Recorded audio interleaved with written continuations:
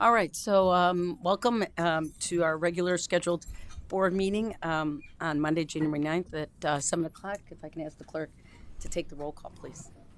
Trustee Bachner. Trustee Gillis. Here. Trustee Vasquez. Here.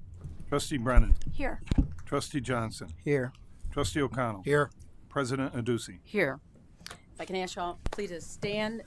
Say the pledge of allegiance. Pledge allegiance to the flag of the United States of America and to the republic for which it stands, one nation, under God, indivisible, with liberty and justice for all. Thank you. Okay. Okay, we have one citizen's comment. So James, if you can just come to the podium, just state your name and it's regarding cul-de-sacs, which is not on our agenda. So It's those traffic barriers. Yep, things yep. you're talking about. yes, Hi. yes. James R. Godlewski, 1531 William, condominiums. Just so that you guys know, I think you probably already know this, but down our street now, especially in the morning, the traffic is just flying off of north, headed east. Yep. They're also flying down the alley. My wife has seen it the last couple weeks, especially. So just want you guys to be aware. Right. Safety concerns. Yeah. Okay, that's So all. no, James, thank you very much for coming, and we are taking feedback. Jeff Loster, our public works director, is taking feedback. So we really appreciate you coming out and giving us that feedback. Yeah. Never easy, unfortunately. Okay, we'll go ahead and move on to elected official comments and announcements. So we'll start with Trustee O'Connell. Thank you. Happy New Year to all. Couple of things. I just was in reading and some posts and things like that. Just a reminder to residents, the requirement for the 10-year sealed smoke detectors began January 1st. And I asked Chief this evening, and we have receptacles for the old ones to be recycled in the firehouse and upstairs, correct? Okay. Secondly, I want to congratulate the Kiwanis for their Christmas lights. According to a good source, they sold 700 units, and the club netted about $5,000. It was really pretty. If you drove around the community, I guess it was on December 17th. So congratulations to them. And then just something I heard on the news tonight before I came over. January is National Blood Donation Month, and apparently there's a shortage after the holidays, plus with people with colds and flus and everything. And so if you get a chance and you can spare the time, donate some blood. So that's all I had. All right, thanks, Pop. I have no comments other than say Happy New Year to everyone, and just thinking ahead with regard to lights and recycling. I was hoping maybe Trustee Gillis, I know you said something last year, but when it is, what it's about as far as recycling lights. The lights recycling receptacle is out now on Central Avenue, and it will be there until the mid-January. January 15th. Thank you. Thank you. Trustee Brennan? Good evening. I have nothing to add. I have nothing to add. Thank you. Okay, thank you, Clerk. Just want to wish everyone a happy New Year. And the only thing I'll add is the evergreens. The village is collecting them on, I think, on Tuesdays, correct? So if you have evergreens, wreaths, etc., you could remember to do that. And they're collecting them every Tuesday of the month in January. So, okay, thank you. And I have nothing to add other than to make sure you take off all your ornaments and metal from those greens. Very good. That's true. All right. Okay. Thank you very much. I do not have much to add as well, but other than to say Happy New Year. And on a probably somber note, I am going to announce that our administrator, Brian Murphy, for personal reasons, will be resigning from his post as village administrator effective January 27th. And as a team, we're going to talk about, our personnel steps for us going forward in executive session, and we'll, I guess, announce that once we come out of executive session. So That's all I have. So we'll go ahead and move on to the consent agenda. So if I can get a motion to move consent agenda item A through D. I move we approve consent agenda items A through D. Okay, very good. Any comments or questions regarding these items? Hearing none, I'd ask the clerk to please read the items and then take the vote. Consent agenda item A, Village Board of Trustee meeting minutes, December 12th, 2022. B, accounts payable, December 2022, $2,013,541.28. C, department reports. D, village administrators report. Trustee Gillis. Yes. Trustee Vasquez. Yes. Trustee Brennan. Yes. Trustee Johnson. Yes. Trustee O'Connell. Yes. Thank you. Our next item is on new business. It's relating to the Safety Act that was passed and discussed at the General Assembly at the end of the year. So I'd ask our chief to take the podium and give us a presentation on the nuances of the act. I know there's still a few things still up in the air on the act. According to Administrator Murphy, I have to be done by 10 p.m. Yeah. Now, it's almost 900 pages, but I will try to get Well, done. put it this way, there won't be anybody around this table. So. I love the honesty No that this questions board after operates under. Yes. Good evening. The 2021 Illinois Safety, Accountability, Fairness, and Equity Today, commonly known as Safety Act, enacts extensive reform impacting many areas of criminal justice system, including pre-arrest diversion, policing, pretrial sentencing, and corrections.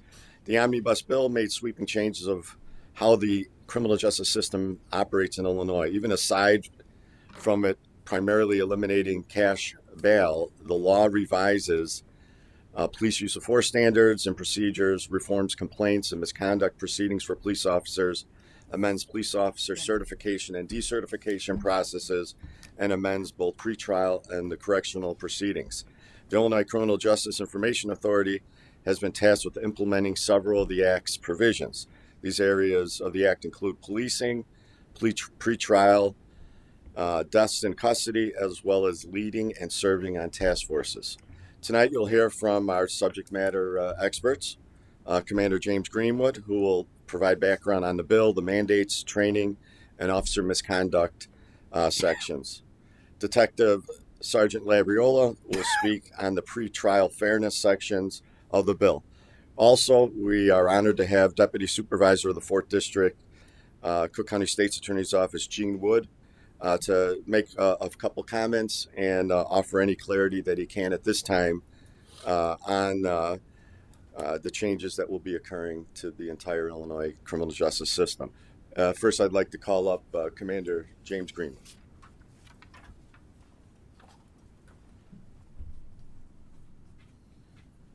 Good evening, Board. Thank you Good for evening. having us this evening. And good evening, everybody in the audience and out there on Zoom. As Chief O'Shea stated, we're going to cover the Safety Act and what it is. It's, as the Chief already covered in his brief remarks, the 2021 Illinois Safety Act enacted extensive reforms impacting many areas of the criminal justice system, including pre-arrest diversion, policing, pretrial sentencing, and corrections. Some of the earlier things that occurred with the bill, this is something that's been rolled out, the law, it's been rolled out over a period of 2 years. It's not something that just popped up. It received a lot of media attention lately, but this is something that we've been working on for the past couple of years with since July 1st of 2021. The Safety Act expands officer training on various topics, but especially crisis intervention, de-escalation, use of force, high-risk traffic stops, implicit bias, racial and ethnic sensitivity training, and emergency response. Good news to report to the board and to the folks here is we were already working on many of these things and already doing these. It just enhances or enforces it statewide. Also, the Safety Act expanded use of and changed guidelines and requirements for body-worn cameras and who may access, review, or delete the footage. There are different timelines for different size departments on when body cameras had to be implemented by depending on size of the department. And for our department, our guideline is 2025. But we're already in the works of getting that software and hardware on board here at the police department ahead of time. The Safety Act also offered new standards for when police use force. The Safety Act expanded officer training. Oh, wait, I just almost read the same slide over again. We're ready for the next one. Yeah. Thank you. Requires officers to intervene if other officers use unauthorized or excessive force. This is something that we had already worked on with the Illinois Association of Chiefs of Police to make sure our policy and procedures were up to date.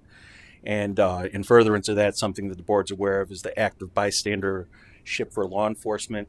We began that training in December of this 2022 after a couple months of rolling it out. And now, as of the beginning of February, we'll have the whole department trained in this area, which one of the things is being able to not only recognize when something's out of line by one officer, but also for officers to intervene with that behavior, but with that officer. It's great training. I went through it myself, and I know everybody that went through it so far has been really receptive of it. Some of the other components expands crime statistics reporting monthly to the FBI and the state police, allows for medical treatment for police in custody without unreasonable delay, something we'd already been doing since forever, as long as I can say. For 26 years we've been doing that. And also mandates use of force reporting to the FBI National Use of Force Database. Safety Act policing, just in tow with the rest of the items I've covered, it allows the Attorney General to investigate, initiate civil lawsuits, enforce settlements against police agencies that have a pattern of depriving individuals of their rights. So it gave the Attorney General the ability to do some things that they could be involved in, but it gives them a little bit more strength and power in their response to any issues that arise. Also establish monthly reporting of officers responding to mental health crises to the Illinois State Police.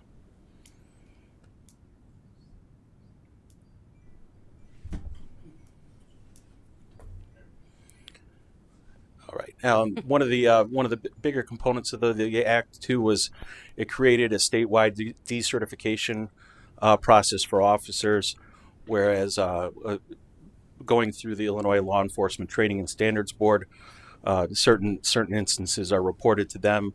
They're thereby able to take a certification and decertify it or put it under review during an investigation. Allows for an investigation of anonymous complaints against officers, and also allows complaint filing is against police officers without sworn affidavits or other legal documentation, at least for the initial reporting. Safety Act also expanded notification of police misconduct to the Illinois Training Board, which I already discussed, that's the mechanism and how the decertification process would begin. Requires a publicly available database for any police misconduct that results in decertification, and also changed the Illinois State Police Merit Board composition and reporting to the board.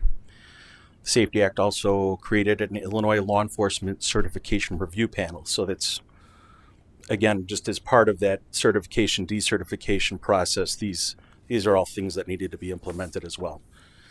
And also enhanced automatic and discretionary termination of officers, dependent upon the allegation and the violation. The Safety Act also changed procedures for automatic and discretionary decertification of officers, similar to the automatic termination or dismissal of an officer. Also, the automatic and discretionary decertification of officers. Also includes provisions for immediate suspensions and training and employment information that can be verified for the Training Standards Board and during the certification decertification process. Safety Act also provides people in custody. These are things that rolled out now as we go along through the enactment of the law. Up to 3 phone calls within 3 hours, and that went into effect January 1st of last year. Also provides for confidential mental health screening and counseling for officers. That's state mandated, and the Illinois Law Enforcement Training Standards Board is going to be rolling that out as we go forward. Some other new requirements for probationary officers, which were things that, again, were already covered in Academy, Police Academy, and then on our in-service training, onboarding training, and then going forward, crisis intervention team, scenario-based training, use of force, high-risk traffic stops, among others, which we'll see in a moment, maybe.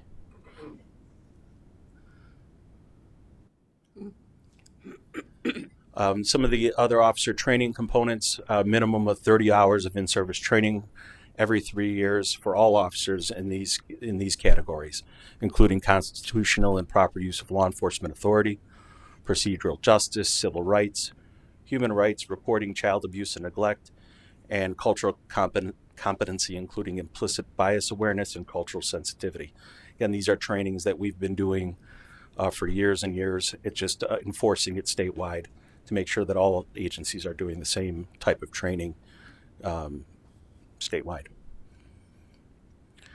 Some of the other training aspects, scenario-based role-playing, at least 12 hours of hands-on scenario-based role-playing is mandated, at least 6 hours on use of force and de-escalation techniques, and also specific training on law concerning stops, searches, and the use of force, the Fourth Amendment, specific training on officer safety techniques, including cover, concealment, and time, and at least 6 hours on high-risk traffic stops.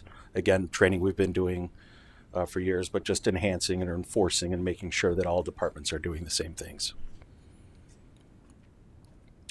And at this point, I'm going to turn the presentation over to Detective Sergeant Labriola. Thank you. Thank you. Thank you, Commander. Welcome. Good evening, everybody. So at this part of the presentation, I'm going to go over the Pretrial Fairness Act. I'm going to discuss some of the topics that I think have been controversial, or at least discussed within the media, among conversations amongst ourselves. I've gotten a lot of questions, both personally and professionally, about this. So right now, we all know that pending the Illinois Supreme Court appeal, right now, there is nothing in place that is going to abolish the cash bail. With that being said, this presents the results of a risk assessment from being the sole basis of a detention decision. We add notifications to both victims as well as the alleged offender. These changes that are going to be in place, they're having to do with the pretrial release procedures, including the release on their own recognizance, or what we will call an I-bond, so basically a signature bond saying that you would, in fact, obey by the directives of your release and show up to court. Some of these are going to include electronic monitoring, home confinement, revocation, modification, and sanctions. So any Class C and any Class B misdemeanors, they're going to be given a citation and notice, or sometimes it's called a cite and release. Basically what that is that if somebody were to allegedly commit one of these offenses, that person, he or she, would be given a citation out on the street. They're given their conditions of the release, and then they're asked to come to court at that point in time. So what are your Class A and Class B misdemeanors? We'll get to that in a moment, but it can range anything from simple assault or simple battery to a retail theft to theft under $500. So these are going to be our non-violent offenses, okay? And these are our most basic offenses that are going to be released out on the street, okay? And those are the B's and C's. And if I said battery, I misspoke on that. That's a Class A misdemeanor, so I apologize. Anybody who does commit a Class A misdemeanor or felony under certain guidelines here, those folks would be brought to the police department, they would be fingerprinted, and then from there they would be given their notice to appear at that point in time, their citation and notice. So, and then they would be released from custody without bond. So this is the denial of the pre-trial release. Again, like I discussed earlier, I think that there was not only a misconception, but I think, both parties in Springfield were probably pointing the finger at one or another exactly what some of these statutes were. And, you heard people calling from everything from the purge to, I don't know what. But so we do have non-probational felonies based on the charge or the defendant's criminal history. That is a reason that you would be able to go ahead and detain somebody and send them over to bond hearing, keep them in custody for the evening, for the day, and have them appear before a judge. Also in that statute, they're forcible felonies, stalking, aggravated stalking. Any violations of an order of protection, domestic battery, aggravated domestic battery, certain sex offenses. Obviously, you could see the exclusionary rule or the exclusionary offenses that are included within that. Next slide, please. Most firearm offenses, those are going to be detainable in a sense when we get into abduction, hate crimes, threatening a public official, aggravated battery with a weapon, etc. Again, most of the times when we're discussing this, it's either a firearm or a weapon. We have felony violations of the Humane Care Act, Animals Act, and aggravated DUI offenses. And any person that we feel is a highly likelihood that they're going to flee or they won't attend court, or any other class 4 felony for that matter. So there is a large list of actual detainable felonies in a sense.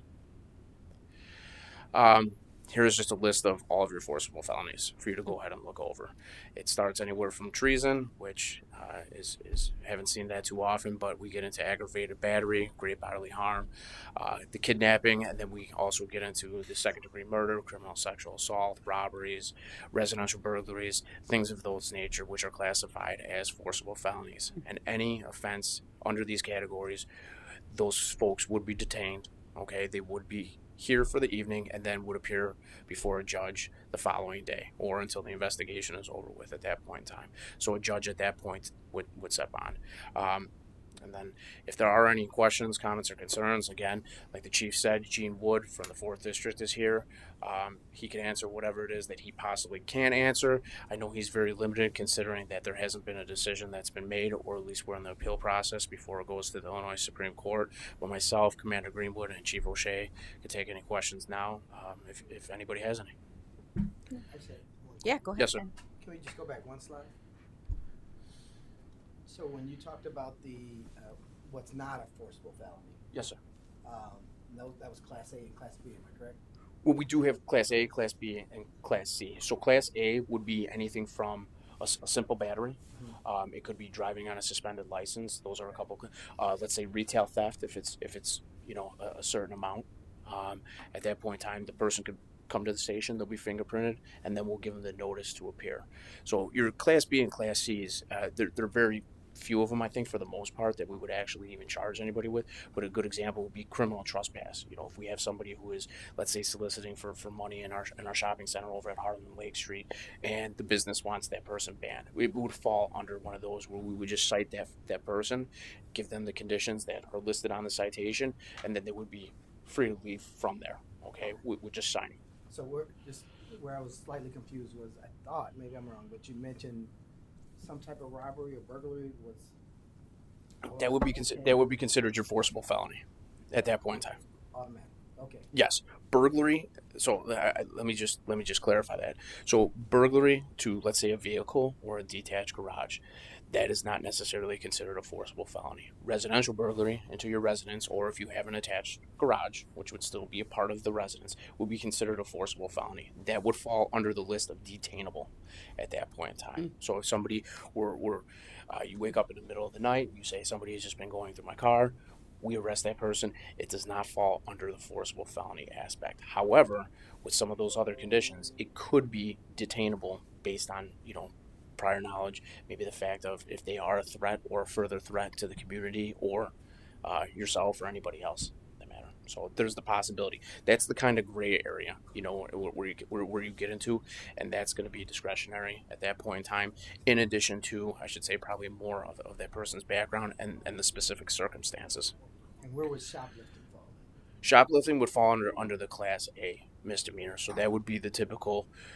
You would bring that individual to the police station. You would fingerprint him or her, and then you would release them with the notice to appear at that point in time. Okay. Thank you. Oh, one more question, please. Yes, sir. You talked about some things that are newly required, and one was requiring others to intervene if they see something happen. Correct. Are there punitive measures that if you don't, or once again, is that a gray area? That's a great question. That's a good question. I know Commander Greenwood. I know he went to the ABLE training. He's better versed at that. So I'll just move to the side here for a second. It's made to clarify, has been mentioned a little bit, to not be a gray area. Okay, where there are repercussions for any officer or any police department employee, to intervene. And if they chose not to, and it's been identified, it becomes part of the internal investigation. And if it's egregious enough, it would probably be something handled by either the Public Integrity Unit or another unit at the Illinois State Police, or even the Illinois Law Enforcement and Training and Standards Board that also had the power to do those investigations also. It's actually taking the gray area out of it, if that helps. And just so while we have him here, Gene, are you able to step up, make a couple comments on what you've heard tonight? I know there's some things you can't talk about, but you have a very friendly audience here. Yeah, I'm kind of limited in what I can say by my office right now, but all I do want to say is it's under constitutional review by the Illinois Supreme Court. This is the first in the nation. They're abolishing bail, so this is like a sea change to us and to the police, because we've all been. I've been doing this for 26 years, so we'll just have to wait and see. They set oral arguments for mid-March, so I could see a ruling taking months down the line. We were working feverishly, as was Justin, was calling me every other day about this, to get ready for January 1st. December 28th, a Kankakee Court trial judge rules it unconstitutional. Boom, pull the rug out from everybody. So now we're back to square one, and things are just going on just like they are.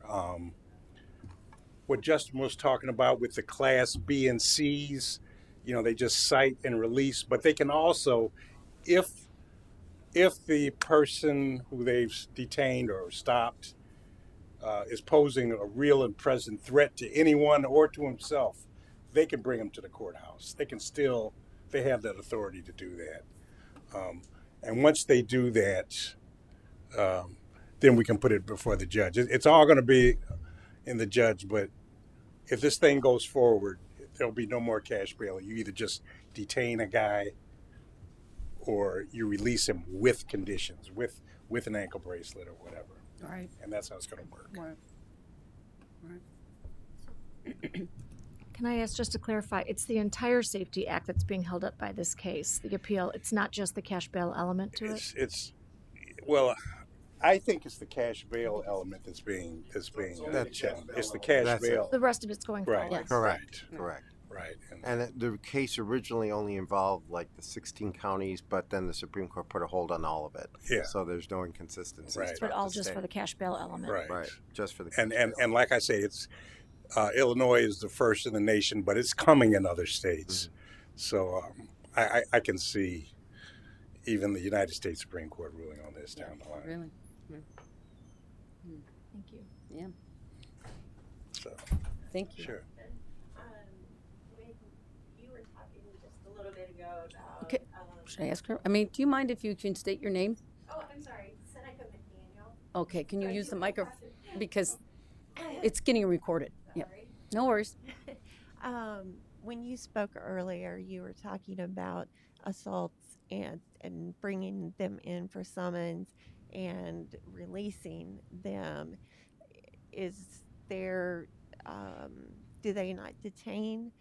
Like if somebody was assaulted or sexual assault or anything along, are those not detainable offenses? Sexual assault is detainable. Okay, domestic it's violence. Clear. Domestic violence is detainable. They get a hearing. Okay.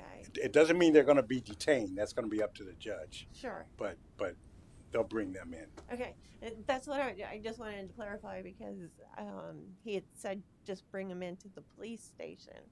So if it's a Class B or C, they bring up. No, they cite them and release on the scene. If it's a Class A and certain Class 4 felonies that are not detainable, like your retail theft or fleeing and eluding or something like that, right. They bring them to the station, they print them, and then they cut them loose. Okay. Cite and release, give them like a week court date to show up to court, and that's kind of how it works. Kind of a general question for the officers. Sure. What do you see is going to be your biggest challenge? Well, as Gene said, I've been doing this for 26 years as well. So I think the biggest challenge is just getting used to the procedures relative to the Safety Act. I'm sorry, the Pretrial Fairness Act, which is a very small part of the whole Safety Act. The rest of the Safety Act, everything in there we've already been doing, or it's just enhanced what we're doing or given us more guidelines. But it's all training and all positive change. In this, with the Pretrial Fairness Act, with it still being open and pending, I think it's just as Gene said, a sea change in how we're so used to bad guy, bring him in. Either it was somebody that went to court or didn't. There were already provisions in the law for all of these things. They're just being really called something different. A lot of times people would come in for a misdemeanor battery or misdemeanor case, which might be a Class A misdemeanor, but they were given an I bond, which is a signature bond. Now, instead of it being called a signature bond, it's going to be called a notice to appear in the citation, which they still get the same paperwork on. Well, similar paperwork on. It's just a little different. So it's really just the procedural change in a lot of this. So, and just to help you clarify one of the questions you had when Gene was still up here, the CSA and the predatory CSA, those are the sexual assaults. They're just too long to fit on a little square up there. So that would have probably answered the question if they were spelled out. So those are anything that's you can think of egregious and very serious, that person, or if we think the person, as Gene said, is going to be a threat to the public or himself or the victim, that's somebody we can still bring in. We can still, follow procedures based on that. Yeah, with sexual assaults and cases of that serious nature, those folks are still going to go over and see a judge, and the judge will make that determination. Thank you. You're welcome. Well, thank you for the question. Any further questions for our staff and our guest? Maybe one more. Yeah, sure, Ken. I just want to know, is there like some type of anticipated rollout of marketing of this? I know we're still waiting, but how do we get this out to the public? Like when it can get out? Like what's the expectation to make the public aware of this act versus listening to what's being reported? I think the best answer I have for that is discussions like this, where the elected folks understand what's going on, the people that attend the meetings understand the changes, and then people getting that message rather than something that's one way or the other, having a different tilt on it, agree with it or disagree with it. This really spells it out. It's not as when we first heard about it, we were, oh my goodness, what's going on? It's such a big change. And then when you really sat down and looked at the changes, a lot of it, like I said, is procedural change in what we're calling it versus what it already was, So I think the more people talk about it and get educated about what the act actually says and what it means to do, it'll go with time, hopefully, and with more discussion. Chief? I just wanted to add, at our community safety meetings, our probably the next two that come up will be covering what is known at the time. Of course, there won't be any decisions during our first one here in January that comes up. But hopefully by the next one, we'll be able to do some overview of what we know. And really every agency in the state of Illinois is going to be rolling out different media messaging on it. If you can imagine, as far as administrative and procedural part, that wasn't written into the bill. So now you have every county trying to figure out how it fits their governance across the state of Illinois. And there's the largest number of law enforcement agencies, as you know, is in Cook County in the state of Illinois. As Trustee Vasquez knows, that we're on some working groups, and whether it's Chicago, the state police, the sheriff's department, or some of the other larger Cook County agencies, a lot of them we've worked very hard to get some of the procedures down. Cook County does have that consulting group, Gene, that's working on it also. So there's a lot of opinions right now, a lot of individual, maybe attorneys' views on things. There's also a chief judge or who's the judge that sits on that committee from 26? Judge Navarro, who some of you may be familiar with. He's trying to help facilitate this also. and also look at it from the judge's point of view, and of course Chief Judge Evans' office. So there's going to be a lot of communication, over communication, but there's going to be a lot of inaccurate messaging going out that you've seen so far, and all we can do is keep hitting home the facts and the proper messaging to the public, and also to anyone else that needs to be informed. And it's comforting or good to know that most of it we've been already doing. Which I think we all understand. It's a major shift, but it's not something that's, like you said, something that we don't already been doing. So, one of the things we can also do, maybe we just should, Matt and Luke, make sure that when they do your community quarterly meetings, that we maybe send this out, via our newsletter, and just try to encourage people to come by Zoom if they can't come in person to know more about this act. I think that would be great. So if we can put that down to try to really We drive. plan to use this sort of as the template. Yeah. As there's more procedures determined by the steering group, and then also anything that, of course, comes out of the Illinois Supreme Court or eventually makes it to the U.S. Supreme Court, we'll continue to use this sort of as the base for our educational pieces. Yeah, it's good. Okay. I think it's good. Good. Thank you. All right. Any further questions regarding this? If not, then that kind of ends the new business and puts us into executive session. So Sure.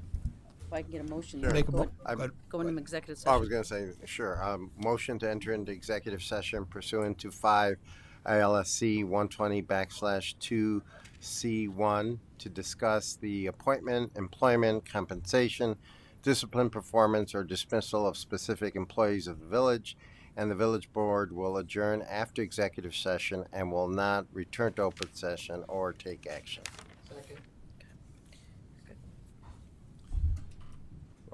Trustee Johnson, Yes. Trustee Brennan, Yes. Trustee Vasquez, Yes. Trustee Gillis, Yes. Trustee O'Connell. Yes. Okay. Very good. Okay. So we're going to go into executive session. So the only people that I'd ask to stay is Brian. Me? Yep. And then Matt.